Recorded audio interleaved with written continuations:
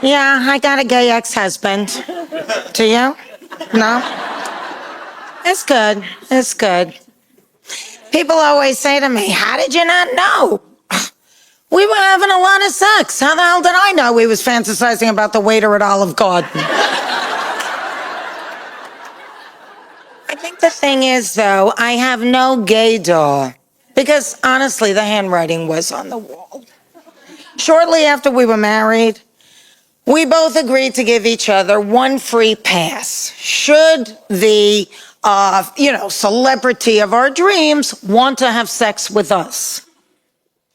He picked Cher.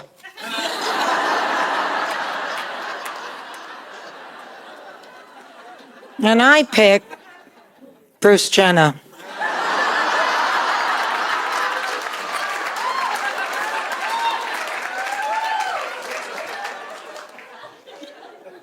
Peter had opinions about my hair, my makeup, my clothes. He especially liked me in very high heels, which later I found out is a phallic symbol. So now he's gay, and I got bunions. When we were doing The Nanny, everybody said that I was a gay icon. But when Peter came out, that's when I was elevated to Judy Garland status.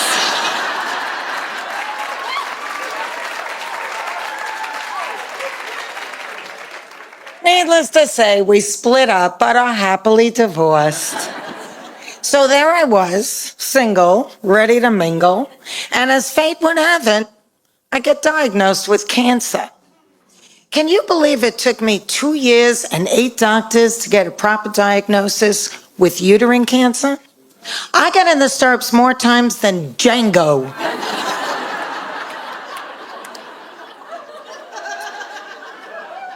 And every doctor had a different solution for my symptoms. Leg pain? Oh, drink gin and tonics before going to bed. Stool change? Stop eating so much spinach. Hard breath? You got the tits of an 18-year-old. Which I do, by the way. But there I was with perky breasts in need of roughage, going to bed sloshed in some vain attempt to cure myself. Doctor number 8 said, you need an endometrial biopsy. But doctor number 1 said, I was too young for that. And I didn't ask what it's for because I was just so thrilled to be too young for anything. 3 days later, they said I had cancer and I needed a hysterectomy. Oh my God, I can't even tell you. When I came home from the hospital, I was so depressed and so weak. I remember looking at myself in front of the mirror naked at my misshapen, swollen, black and blue abdomen, wondering, who is this woman in the reflection? I had always been everyone else's caregiver. I was the stalker. I was the superwoman. Well, it just so happens on that day, Cousin Susan was coming for lunch. Mom prepared a beautiful spread and we all sat around the dining room table to eat. Susan was talking a mile a minute and suddenly she starts choking on her food. Well, I immediately jumped to my feet, got behind her and started doing the Heimlich maneuver.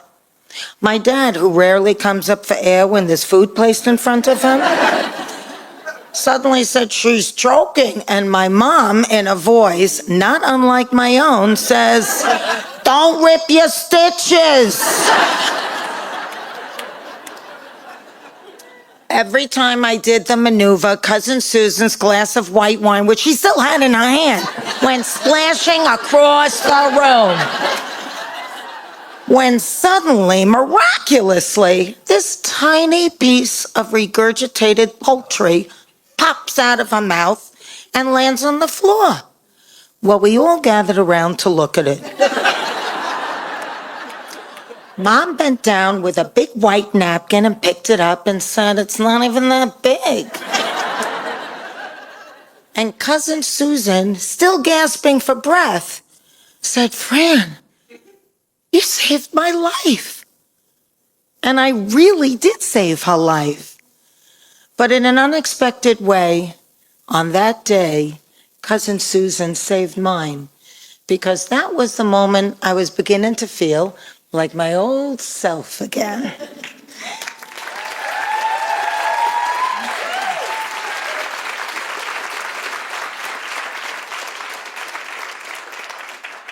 Fast forward, I'm a survivor. I found it.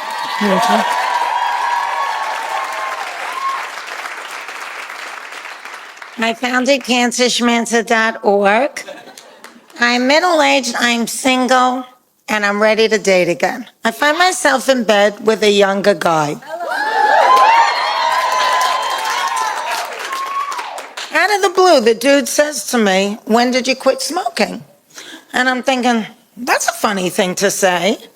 Then it occurs to me, he's looking at my estrogen patch and thinking it's for nicotine.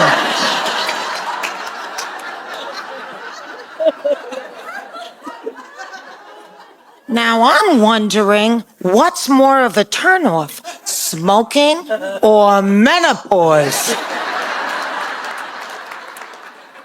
So I say to him, it's only been 3 months and it's very hard.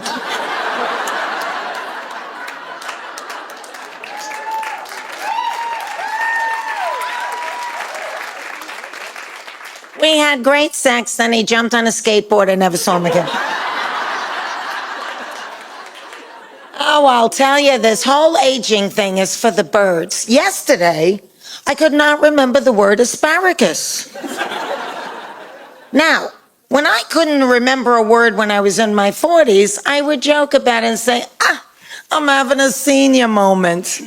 Now it's no joke. And that's not the worst of it. All of a sudden, my rings don't fit. My shoes are tight. So my girlfriend says to me, oh, well, you know, parts of your body keep growing as you get older. Wait a minute, what? Yeah, didn't you know? Your hands, your feet, your nose, your ears, they all keep getting bigger as you age. That's sexy. Because, you know, there's a million guys out there wanting to sleep with a hobbit. Oh, I could kill Peter for turning gay. Meanwhile, neither of us have anyone. Watch, we'll end up back together. And should we ever want to have sex, we only have to hire one guy.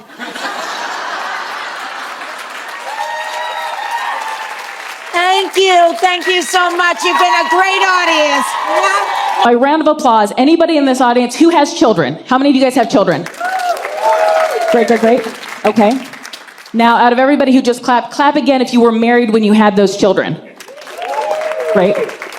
Okay. Now, how many of you accidentally got pregnant from a one-night stand with your friend Craig, and now you're co-parenting a 3.5-year-old?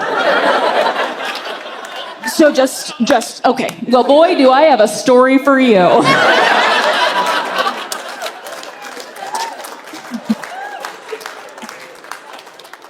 Good old Craig. He came over that night to make me feel better. And it was a rough night for both of us. First off, he had 2 bottles of Coors Light, and I had 2 bottles of Chardonnay. So, a very different vibe going on. At one point during sex, he asked me to not throw up on him. So not the whirlwind romance we're all hoping for, right? The next morning, I text him, I go, hey man, I just want to make sure we're good. And he goes, yeah, we're so good. I wouldn't even consider what we did last night sex. And I was like, oh, thank God, me neither. Woo! I was like, so can we make a pact? And he's like, yeah. I go, let's not tell anyone. He's like, no, we're not going to tell anybody. So we made a vow. We are not going to tell a single person for the rest of our lives under any circumstances that we ever had sex. Yeah. Yeah. What a fun promise. Because 3 weeks later, a late period, a positive pregnancy test, we were like, we're gonna have to tell a lot of fucking people, right? So here's the interesting thing about Craig and I. We both come from very conservative and religious families, and we both left them to pursue a career in entertainment and hedonism, okay?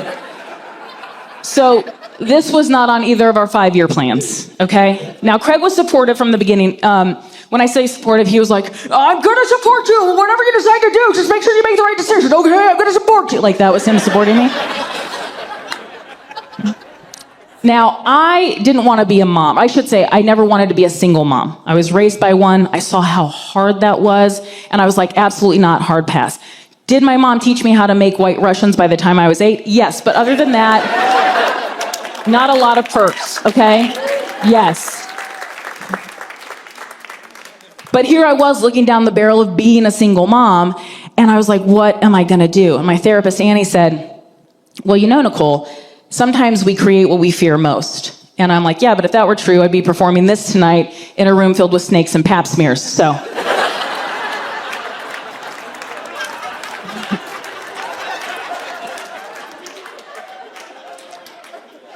Now, ironically, I took to pregnancy swimmingly, which surprised all my friends because I used to eat the morning after pill like they were Tic Tacs, right?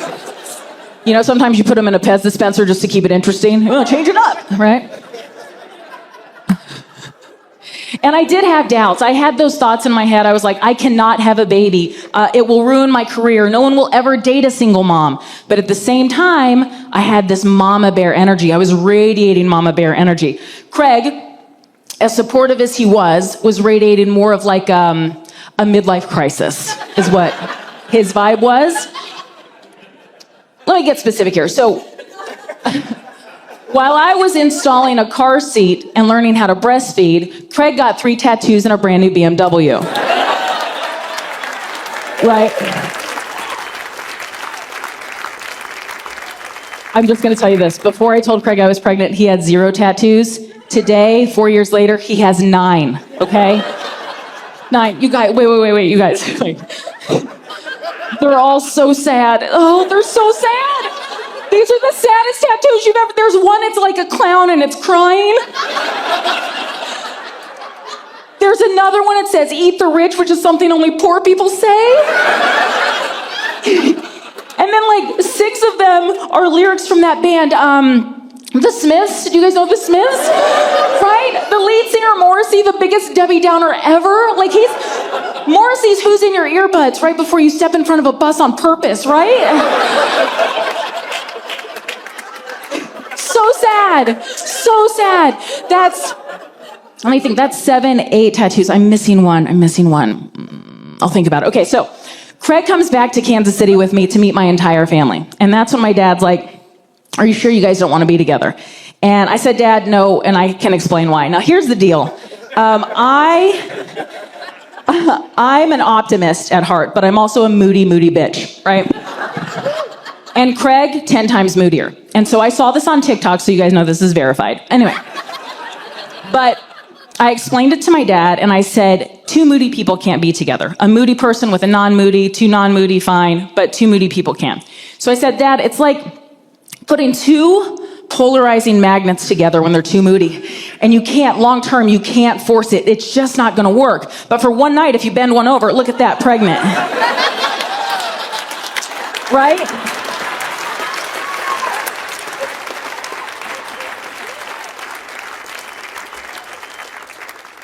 My dad did not like that analogy at all. Cut to September 5th, 2019, in the doctor's room with Craig and my best girlfriend, Corey. The doctor checks on my cervix, which if you've never had that done, real treat. And she's like, oh, you're actually dilated to 3 centimeters. And I was like, yeah, that's probably because of college, whatever. And she's like, no.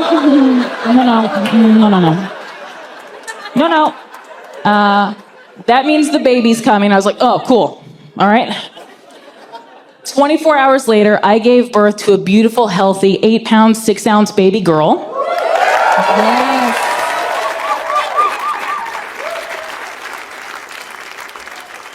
We named her Everly Ryan Birch Tovey, which means we hyphenated her last name, or as my dad says, ugh, fucking liberals.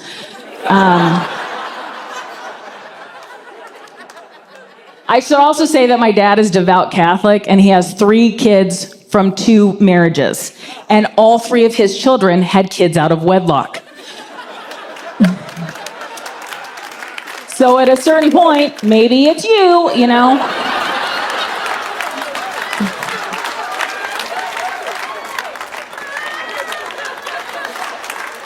So, the other interesting thing is while we were in the labor and delivery room, the nurse could not figure out what our dynamic was between me, Craig, and Corey. Because Craig and I, like, obviously I'm the one in the bed giving birth, but Craig and I weren't the affectionate couple that most married people are, right? So she didn't know if Craig and Corey were a couple and I was the surrogate, or if Corey and I were a lesbian couple and he was the donor. So at one point, my mom makes it. She flies in from Kansas City. She arrives, and it's go time. I start calling shots. I say, somebody grab my left leg, somebody hold my right leg, and somebody hold my head up. And my mom, everybody grabs a leg, and my mom looks at Craig, and she's like, are you okay with the head? And I said in front of 2 nurses and an obstetrician, if he was okay with the head, we wouldn't be in this situation now, would we? Yeah. And now she knows who the parents are, okay?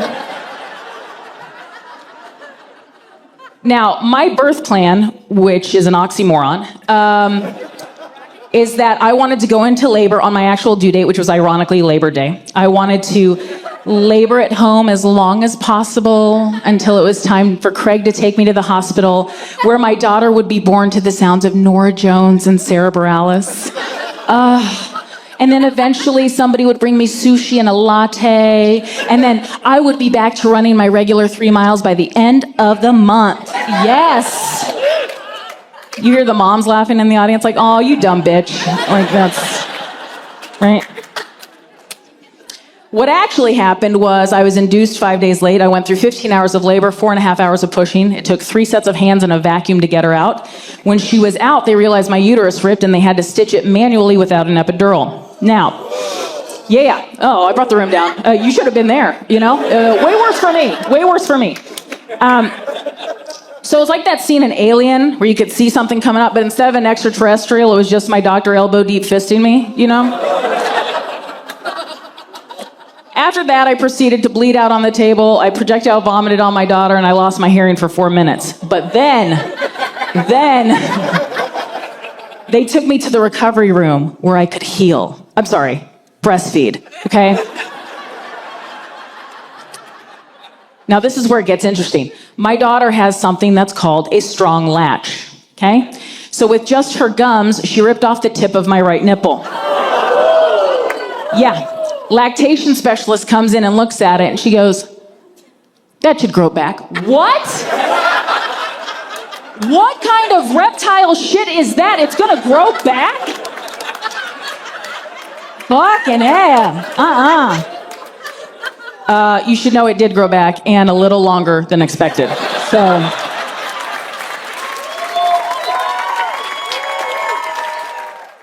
Last piece of advice is that, who we hang out with outside of our dating world is extremely important, especially after a breakup. Because after a breakup, we tend to date down, right?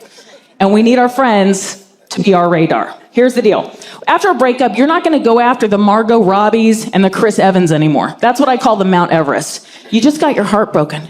You're going to lower it, play it a little safer. You're going to be hanging around like Mount Whitney or Half Dome, okay? Or if you're like me, who plays it really safe after a breakup, parking lot of Chipotle, okay? So basically, I'm dating Schmeagol from Lord of the Rings at this point, okay? Because he's not gonna leave, right? So, I had just gone through this huge breakup, and I called my girlfriends, and I was like, I know I'm still healing, but it's been 24 hours, and I met this one guy, and he's really weird, but he's kind of nice, and I think he's the one. And they were like, you need to bring him to the bar right now. And I was like, well, it's a little late at night. And they're like, bring him to the bar. And I was like, okay. So we walk into the bar. Here I am dragging in fucking Gollum, okay?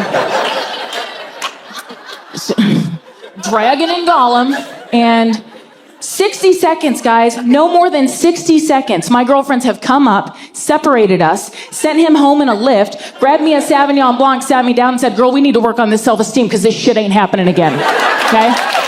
Yes.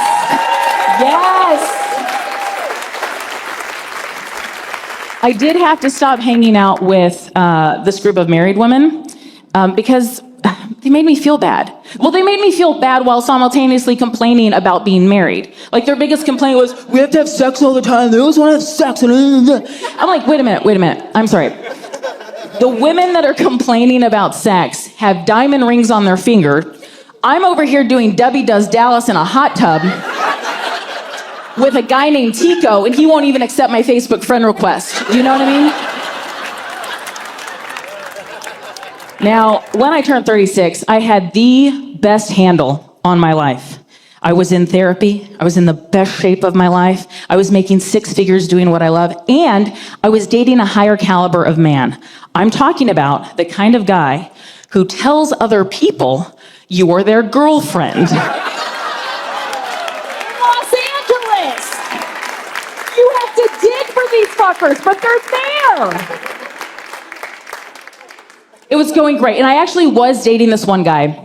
Very briefly, he called it quits, and that's fine, because now I had new tools to self-soothe, okay? I wasn't gonna sleep around or drink my way through every bar. Instead, I could go hiking, I could meditate, and I could call my therapist. Yes, and that lasted for 2 whole weeks. Ooh, look at us, we're all here. Yeah, shout out to everybody with anxiety in the building.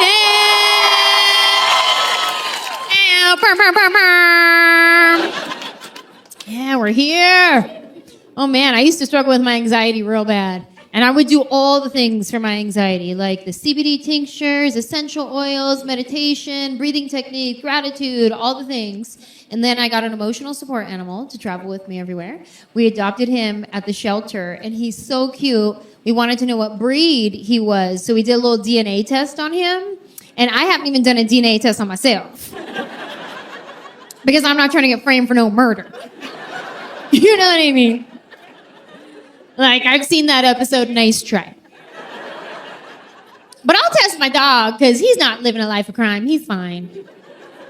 So we did his little DNA test. Come to find out, he is Yorkie, Maltese, Shih Tzu, Cocker Spaniel, Miniature Schnauzer, Mexican, and Puerto Rican. Hello, scholarship. His accent is all messed up. I can't understand a word he barks. I wish I could speak bark, though.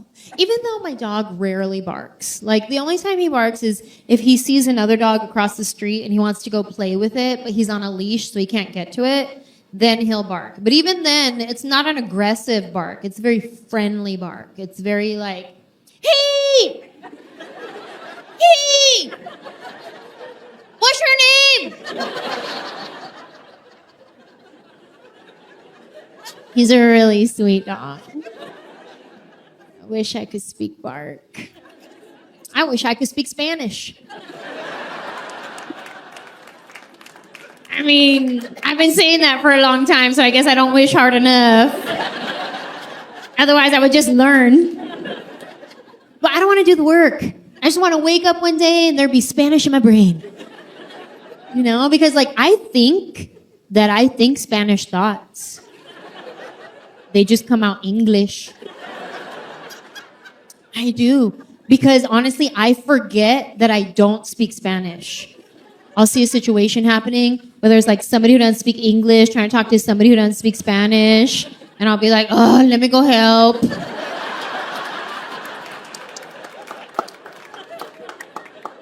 What am I going to do? Help them guess? Come on, let's sound it out together. Paleta. I think he wants pasta. You're welcome. I don't speak Spanish, but I like to sing in Spanish. Yeah, because I'm good at memorizing lyrics. I just have no idea what I'm saying. So I sing in Spanish all the time. Este corazón que aún te adora. Like something about a heart, like a heart was involved. I like to go to the Mexican restaurants when they have the mariachis playing. And I purposely request a song that I know the lyrics to. And I'll be like, I'm going to sing it with you. And they get excited. They're like, okay. But they always know a slightly different version than the one I know. Because, like, we'll start singing together. Este corazón que aún te adora.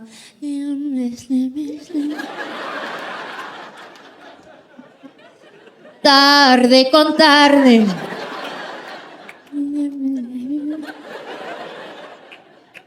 Take it away. Wish I could speak Spanish. I get anxiety about it. I didn't even know what anxiety was at first. Like, I thought I just had the what ifs. Like the what if questions that creep into your mind and play tricks on you.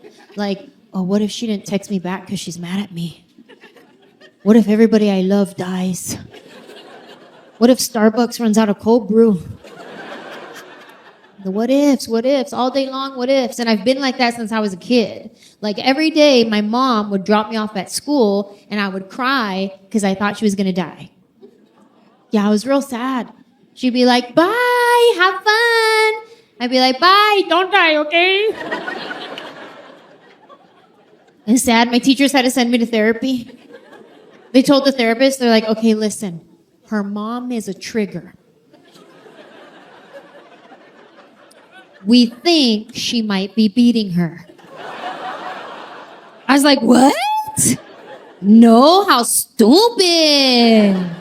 My mom's not beating me. That's my dad. That's not why I'm crying. I just didn't want her to die. Even now as an adult, if I'm driving down the highway and I see a car accident, I immediately pray for that person. Whoever's in the accident, I pray for them. And then I pray for my husband. I say, Jesus, please don't let my husband get in an accident. Please don't let my mom get in an accident. Please don't let my sister get in an accident. And then I feel guilty if I then don't name every single person that I know. So by the time I get to wherever I'm going, I'm like 15 minutes late because I had to sit in my car and finish my prayer. And then I feel bad because I left my husband's family all vulnerable. Didn't even pray for them. Just skip right over. Prayed for my dog. Yes, I did. Plead the blood. Hallelujah. Shabbat. Oh, y'all don't pray for your dogs? Oh, well, I hope they don't die then. The what ifs, they creep into my mind. Like, every day, my husband goes to the gym. And every day, I say the same thing. Bye! Have a good workout! Don't die, okay? And then I run to the window, and I watch him drive away. Like I'm a dog. That's when my husband actually leaves the house. But this is how bad it gets. Sometimes, even if we're both at home, and I just haven't seen him in a while, the what ifs creep in my head. I start asking myself questions. Why haven't I seen him in a while? Maybe he slipped in the bathroom. Maybe he hurt himself in the garage with his tools. No, he don't have any tools.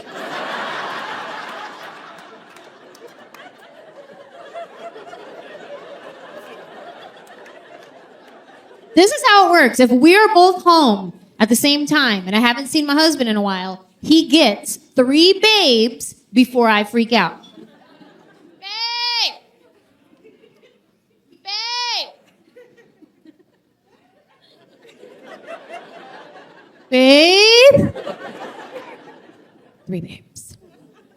If he's out and about, enjoying his life, and I text him, he has 3 minutes to reply. If I text my husband and he hasn't replied in 3 minutes, I've already imagined his death, his funeral, the outfit I wear to the funeral, the guy that I date afterwards that never measures up to him.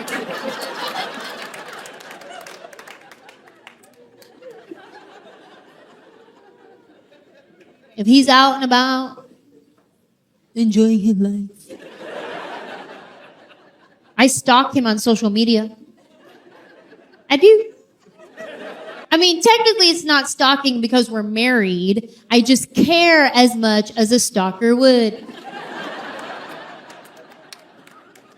I mean, before we met, Did I look him up on Facebook and was very careful to not like any of his photos from 2009?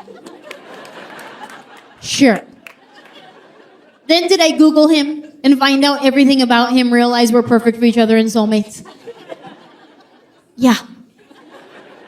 But that's not stalking, you guys. That's called dating. That's how dating works. I mean, maybe some of you are like, I don't know, it sounds like stalking to me. Well, then maybe you're right. Maybe I am a stalker. It doesn't matter. Because as soon as he put a ring on it, I graduated from stalker to wifey. Summa cum laude, suckers! Hey, yo! I still do it. Like, he'll be out and about. I'll check his Instagram, see if he's posted anything yet. If he hasn't, I'm like, dang it, where is he? And that's usually when I check my friend finder app. Do you guys know that app? Find my friends. Okay, for those of you that don't know, I'm about to change your life. And for those of you that do know, but your partner doesn't, about to change yours too.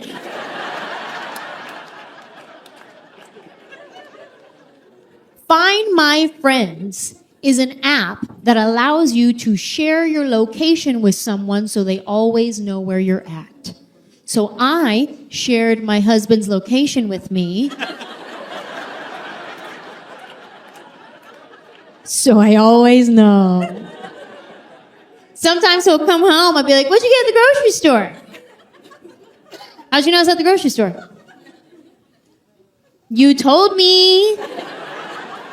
You don't remember? Losing your mind.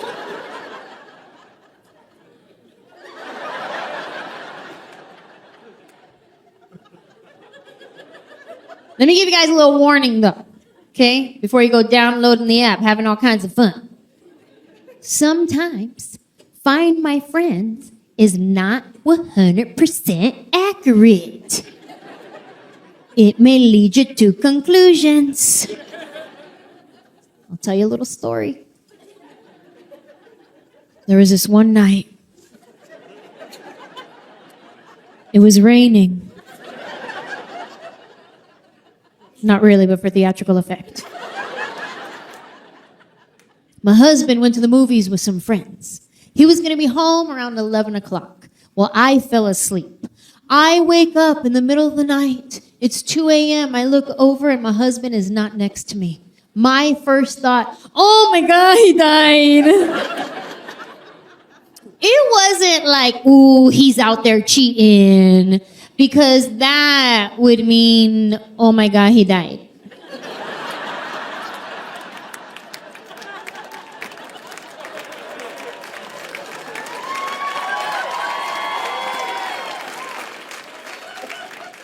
It's 2 a.m. I wake up. My husband's not next to me. I start to freak out. The what ifs, they start to roll. I pick up my phone and I call him. He doesn't answer. I text him. He doesn't reply. I check his Instagram. He didn't post anything. And then I get stuck scrolling for about 35 minutes.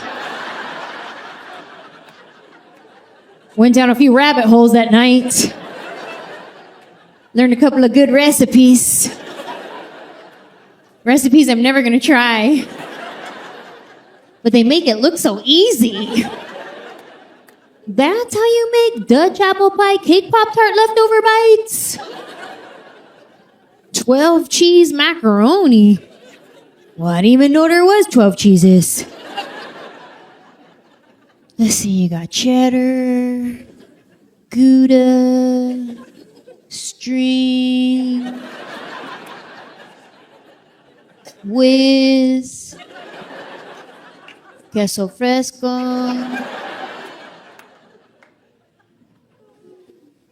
I'm gonna have to Google the rest.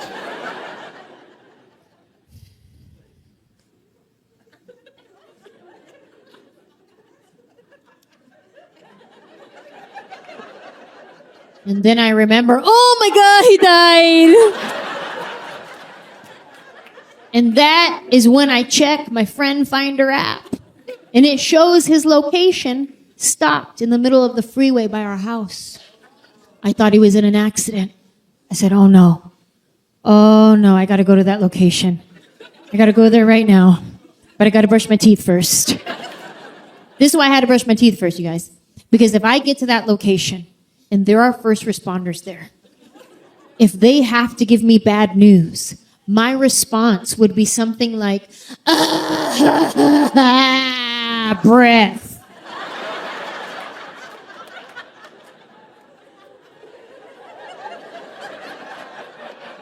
They don't deserve that. So I start brushing my teeth, and I'm thinking all the thoughts. I knew it. It was too good to be true. I should have prayed for him that one time. I finish brushing my teeth, and I start walking downstairs, practicing my solemn thank you. Do you guys know the solemn thank you? It's very similar to the solemn I'm sorry you say at a funeral. When you're at a funeral and you want to give your condolences to someone, you say, I'm sorry, in a whisper tone like that. And that communicates to them, I'm sorry for your loss. Because if you say it at regular volume, I'm sorry. Well, that communicates, I had something to do with this. So I'm walking downstairs, practicing my solemn thank you.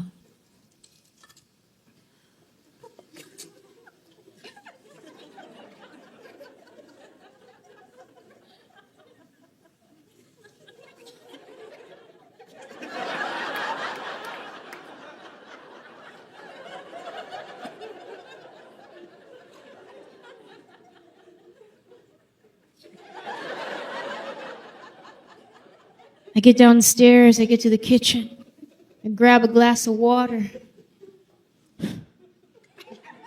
He used to love water.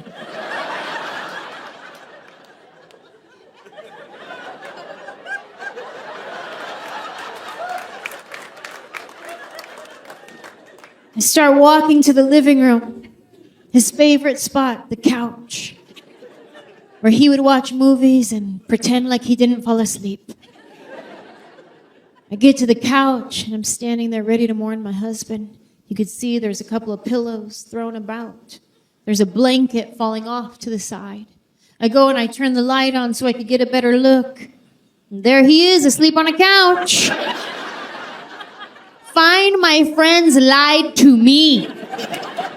It told me my husband was dead. I already downloaded a dating app on my phone.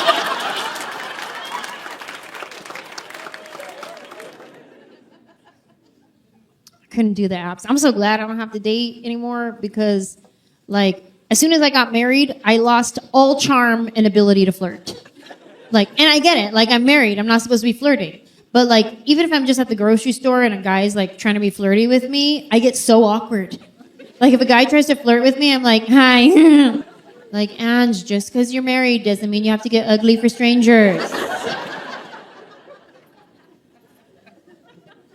And sometimes, like, I'll be sitting with my single friends, and we're just, like, hanging out, and they'll be on the apps, like, swipe, swipe, swipe. And I'm sitting next to them on Instagram, like, scroll, scroll, scroll. I'm on Instagram a lot. Sometimes I'll just sit on the couch and just scroll through Instagram for, like, hours. And my husband's like, you're addicted to your phone, which is a little extreme. So I text him back, no, I'm not. But I am. I'm on my phone a lot. Like, way too much. But the people who use their phone while they're on the toilet, that's disgusting. And I am one of those people. What, you thought I wasn't?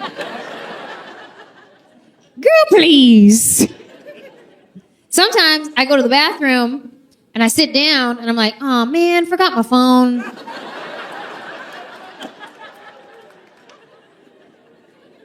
Now you just gotta sit there all bored.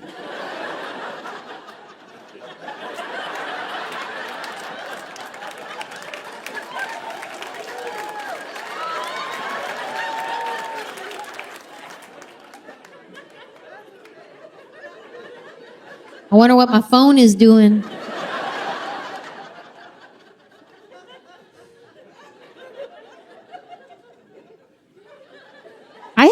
dog molting? Oh, somebody needs to clean in here. That's one option. If you go to the bathroom and you forget your phone, you could just sit there bored. Or you can do the squat and run. Do you guys know the squat and run? The squat and run is when you know where your phone is. It's not that far away. So you squat and run.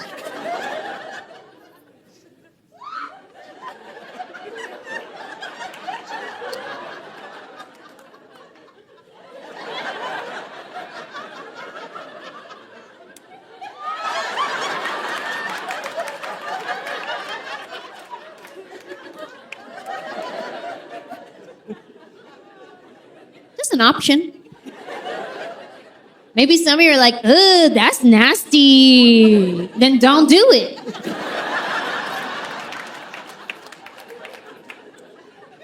This is how bad it's gotten. I used to take my phone with me to the bathroom only when I knew I was going to be there for a while.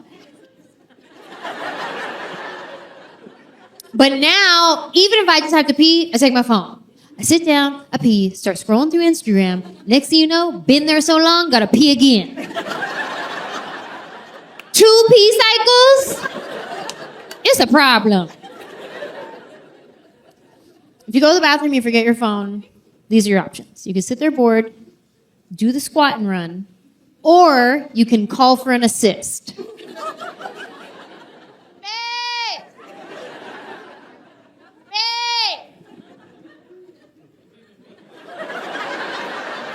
Babe?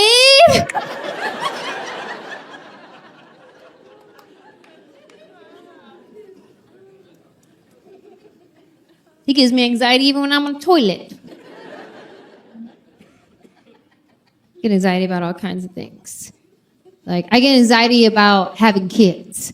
My husband and I always said we didn't want kids. And now that I'm getting older, I'm like, hey, are we for sure that we don't want kids? Because that tick-tock clock's a tick. And I always said I didn't want kids because I like my life just the way it is. I don't want to have a kid and mess it up. But all my friends have kids. Like my friend Maya, she has 2 kids. She'll tell me sometimes, she'll be like, oh my God, Mateo has the flu. He was throwing up all night. I had to be up at 5 a.m. to go to work. Then I have to pick up Noah from school with foot, hand, mouth disease, whatever that is. I haven't slept since 2006. But it's so worth it. Really? Doesn't sound worth it. But then I look at my nephew, my sister's son, Austin. I love that kid. He's the coolest little kid. Like, he's funny. He's got a good personality. He's kind. He loves people. He's tender-hearted. He has manners. He eats his vegetables. I look at him and I'm like, okay, you know what? If I could be guaranteed to have one like that, I will think about it. But then I look at some of my other friends' kids. You ever have a kid in your life that just the thought of spanking them brings you joy?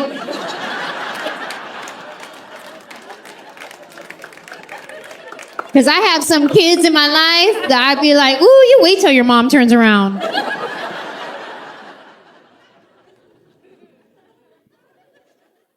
Of the city we wanted to live in.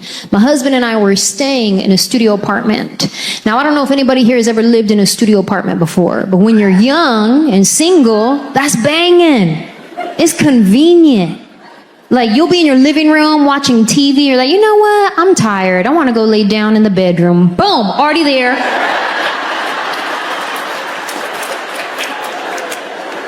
Convenient when you're young and single. However, studio apartment living when you're married isn't real conducive to staying married.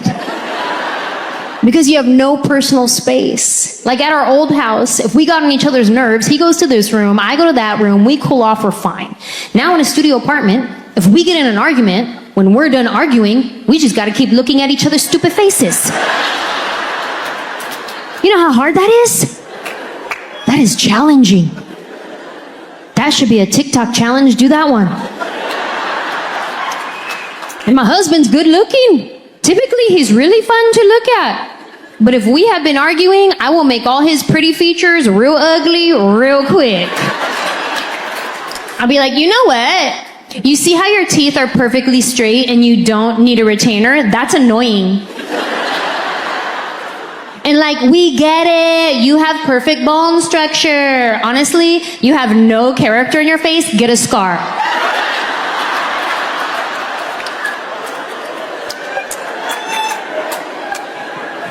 If we get into an argument, my husband doesn't want to call it an argument. He wants to call it a talkament.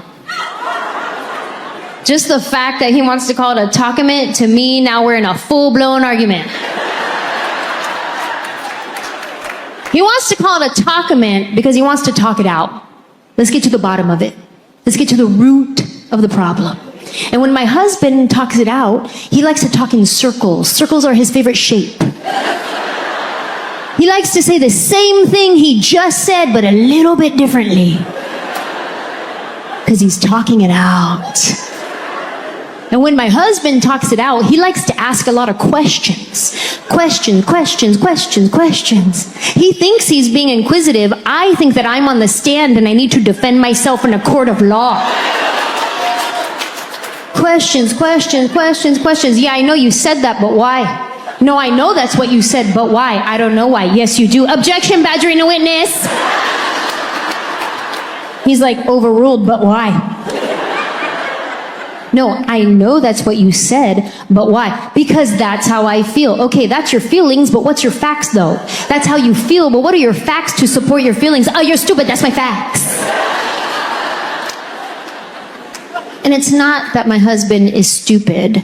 It's just that I don't know how to talkament. I can start in a talkament. We're just having a conversation. We're both calm until he triggers me, which is like sentence number 3. And then next thing you know, here come my emotions. They weren't even invited to this party, but they showed up, all pedo, ready to say some stuff. The more questions he asks, the more worked up they get. Questions. Next thing you know, here go my emotions out of my mouth. And when I'm in an argument, my words come out like little shanks.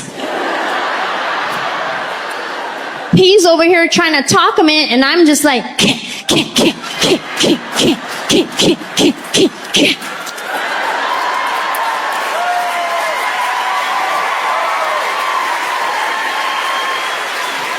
And now I have a bloody word massacre to clean up.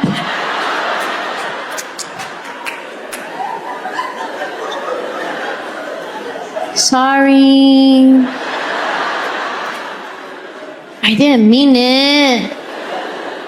I was just trying to win.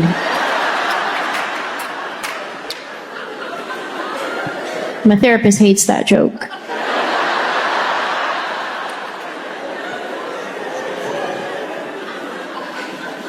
I am working on it, though. I am working on my communication. I wish I could be more like my friend Maya. She's so calm, cool, and collected all the time. One day I asked her, I was like, girl, do you ever get in an argument with your husband? She was like, yes.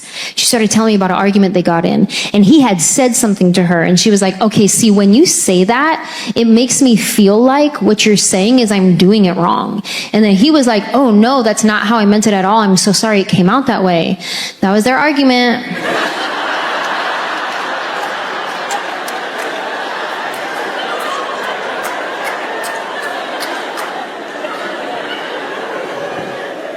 I'm sorry, what? How do you do that? Like, how many COVID swabs do you need up there to respond like that? Like, no emotions involved, just clearly communicating. When you say that, it makes me feel like What you're saying is I'm doing it wrong. Me in that same conversation, oh, so I can't do nothing right then? Wow, so why you even married to me?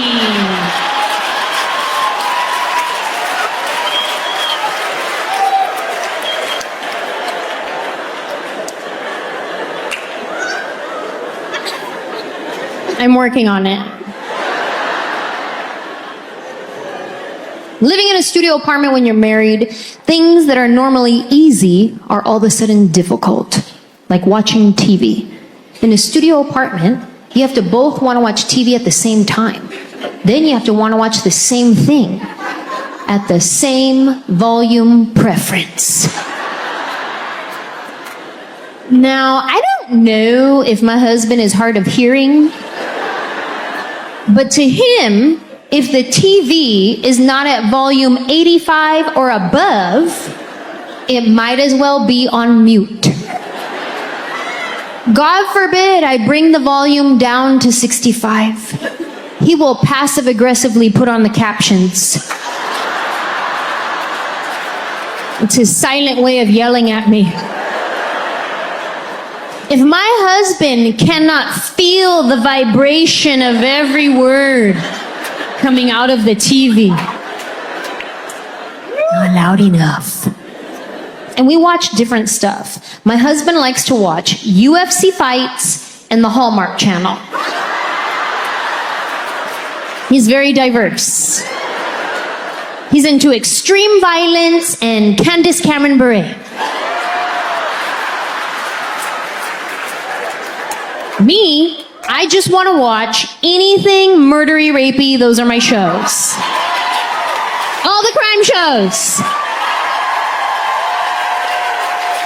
If there is not an investigation to be had, a bad guy to be caught, a soothing narrator voice telling me how the woman's body was dragged behind the building, then I don't want to watch it.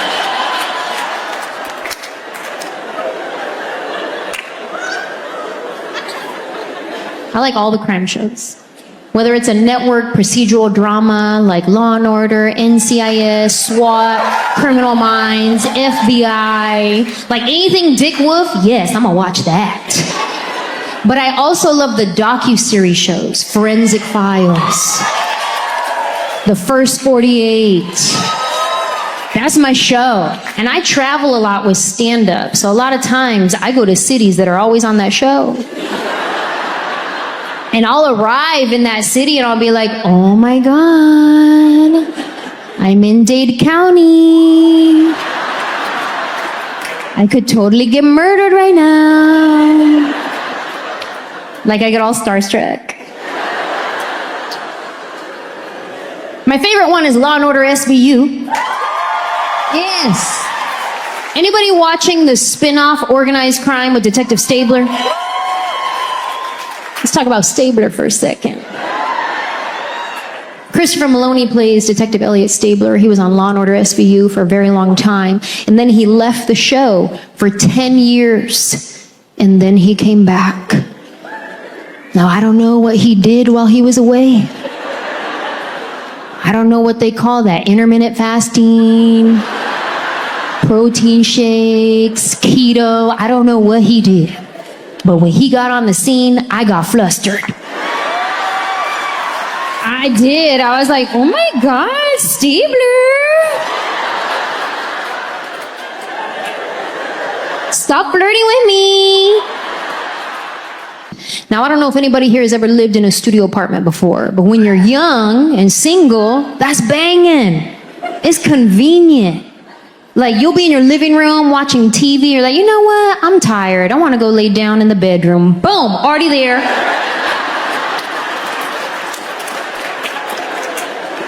Convenient when you're young and single. However, studio apartment living when you're married isn't real conducive to staying married.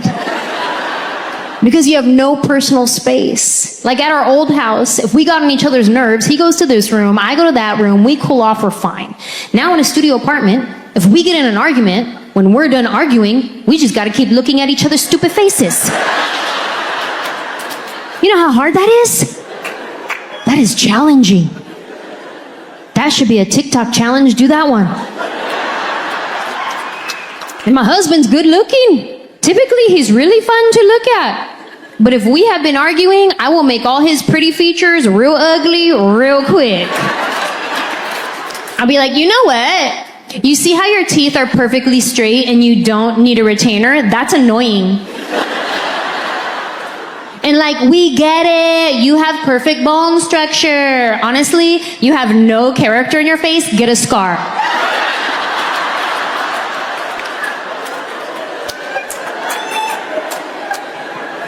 If we get into an argument, my husband doesn't want to call it an argument. He wants to call it a talkament. Just the fact that he wants to call it a talkament, to me, now we're in a full-blown argument. He wants to call it a talkament because he wants to talk it out. Let's get to the bottom of it. Let's get to the root of the problem. And when my husband talks it out, he likes to talk in circles. Circles are his favorite shape. He likes to say the same thing he just said, but a little bit differently. Because he's talking it out. And when my husband talks it out, he likes to ask a lot of questions. Questions. He thinks he's being inquisitive. I think that I'm on the stand and I need to defend myself in a court of law. Questions. Yeah, I know you said that, but why? No, I know that's what you said, but why? I don't know why. Yes, you do. Objection, badgering a witness. He's like, overruled, but why? No, I know that's what you said, but why? Because that's how I feel. Okay, that's your feelings, but what's your facts though? That's how you feel, but what are your facts to support your feelings? Oh, you're stupid, that's my facts. And it's not that my husband is stupid. It's just that I don't know how to talkament. I can start in a talkament. We're just having a conversation. We're both calm until he triggers me, which is like sentence number 3. And then next thing you know, here come my emotions. They weren't even invited to this party, but they showed up, all pedo, ready to say some stuff. The more questions he asks, the more worked up they get. Questions. Next thing you know, here go my emotions out of my mouth. And when I'm in an argument, my words come out like little shanks. He's over here trying to talk him in, and I'm just like,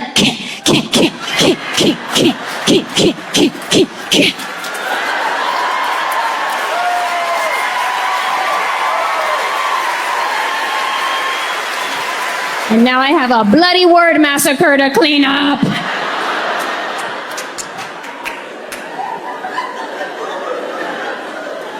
Sorry.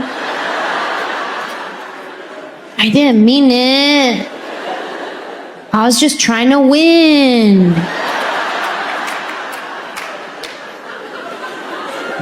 My therapist hates that joke.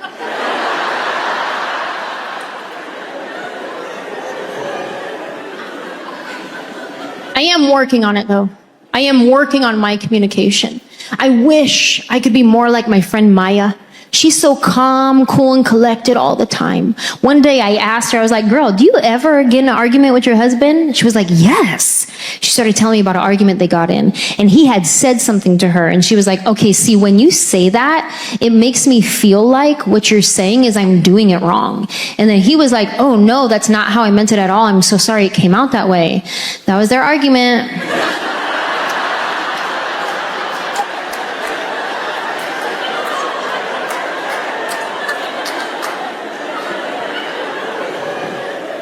I'm sorry, what?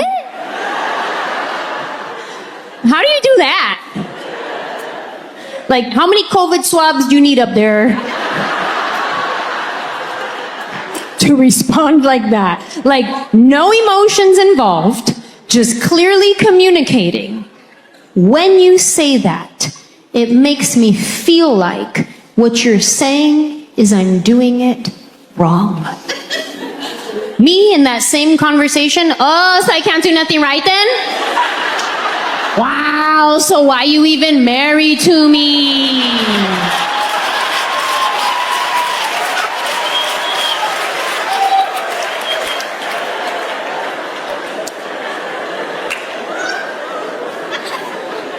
I'm working on it.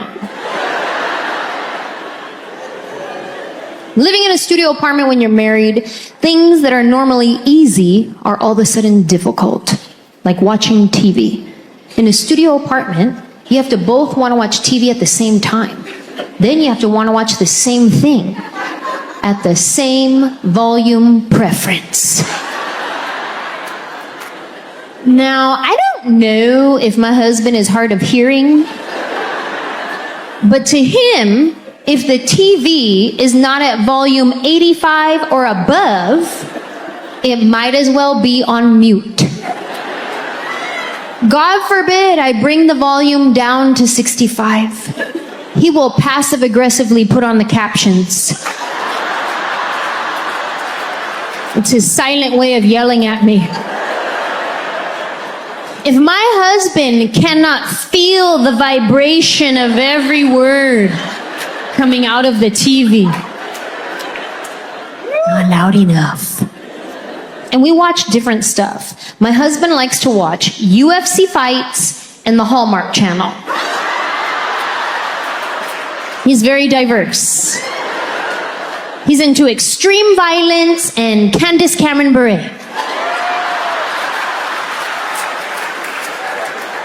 Me, I just want to watch anything murdery, rapey. Those are my shows. All the crime shows. If there is not an investigation to be had, a bad guy to be caught, a soothing narrator voice telling me how the woman's body was dragged behind the building, then I don't want to watch it. My sister was stressed out by the time she was 13. We'd catch her on the side of the house smoking those candy cigarettes.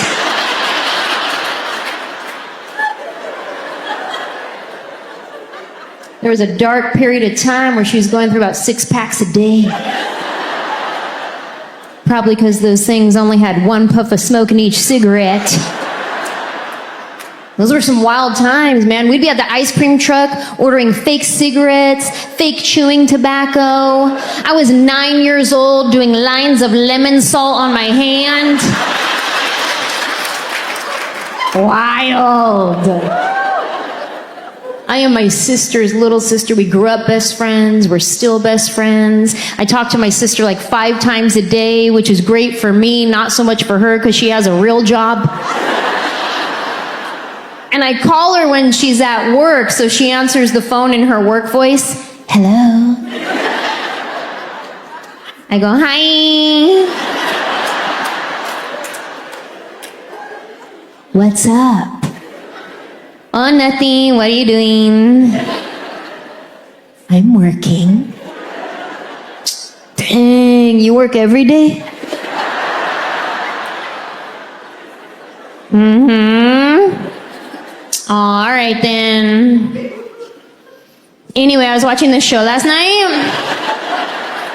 It was real good, but then I fell asleep and I had the craziest dream. I was hiking up this mountain and there were these little birds in my shoe that kept chirping at me. Then I get to the top of the mountain and grandma's house is there, but not grandma from San Jose, grandma from Reno. And I was like, dang, that's crazy. Anyway, what are you doing? Still working. Okay, call me later, bye. And I hang up. Only she doesn't call me later. So I have to call her later. But she's at work. I don't want to be a pest. So I give it like at least an hour. Then I call her back. Now she answers the phone. No more work voice. Now she has deadlines. She has things to do. Now she answers the phone. What's up? Oh, real quick. Do you remember when Dad used to take us camping? Yeah? And remember how we always used to have those Dorito sandwiches with pickles in the middle? Yeah? Those are good, huh? And you'd think she'd be pissed because I'm wasting her time, but now we're talking about food, and food is our jam, so she participates.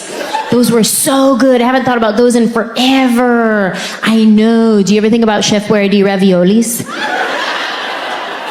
Yeah? Do you ever think about fish sticks? Yeah? Okay, I'll call you later. Bye.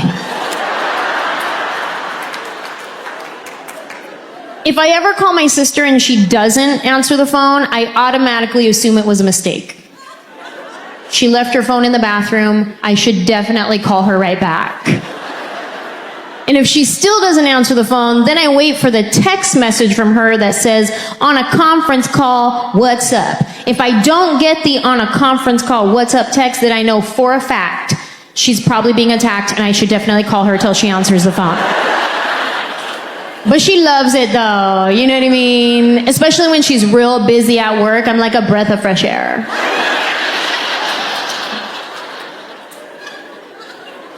Sometimes I call my sister and we don't say anything at all. We're just on the phone. And my husband doesn't get it. He's like, what are you doing? Hang up the phone. I'm talking to my sister. But neither one of you are saying anything. Yeah, because we're thinking about what we're gonna say next. I love hanging out with my sister. We hang out all the time. Although it's been difficult over the past few years because of the pandemic. And I find it funny that everybody experienced it differently depending on what part of the world you live in. Like I remember when things first started going down in 2020, we were watching the news and it was like everybody in Italy was dying. Everybody in Spain had to stay in the house. Everybody in Florida was on spring break whole time. Just wildin'. I don't even know if they heard about COVID. Because they were at the club every night like, hey, I'm a savage, yeah. Bleshy, blushy, bleshy, yeah. And I was at home watching the news like, Florida, what are you doing? You're embarrassing us. I remember when things started getting real serious and they were like, all right, nobody can go to work, only essential employees. And first of all, let's give it up for any essential employees that are here tonight. We thank you. We appreciate you. We are grateful for you. Whether you were in the ER or at Trader Joe's. It was a scary time. We didn't know what was happening, and you put that Hawaiian shirt on and you showed up. We appreciate that. It was an emergency. I needed my honey sesame cashews. They said only essential employees can go to work. So in my mind, I was visualizing all these high-rise buildings empty, cubicles empty, offices empty. It did not compute in my brain that that also meant TJ Maxx was closed. Because I went to TJ Maxx and the doors were locked. And I was like, what's this? They said it's a world pandemic. I was like, yeah, but at TJ Maxx though? Isn't this essential? It is for me. Any other Maxinistas in the building tonight? Yes, Maxinistas, we go to TJ Maxx when we don't need anything. It's just a part of our mental health day. We just want to go look at stuff and smell candles. I feel good at TJ Maxx knowing that anything I would ever need in life, I could get right here in this store. Whatever you need. You want a new outfit with a matching purse? We got you over here. You want some random spices you'll never find anywhere else? Over there by the lentil chips. You want some makeup for 50% off? Yes, I do. It's probably 7 years old. But it's Urban Decay for $3.99. By that point, it has Urban Decayed all the way. It's as if TJ Maxx was saying, here, you throw this away.